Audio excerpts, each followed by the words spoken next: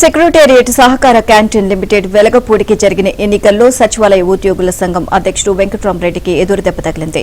వెంకట్రామరెడ్డి మద్దతు ఇచ్చిన వర్గం అభ్యర్థులంతా ఓడిపోయారు. ఇక క్యాంటీన్ ఎన్నికల్లో గెలుపొందిన వారి పేర్లను ఎన్నికల అధికారి ప్రకటించారు. ఇలా గెలుపొందిన 11 మంది డైరెక్టర్లలో వారి నుండి ఒకరిని క్యాంటీన్ అధ్యక్షునిగా ఎంపిక చేస్తారు.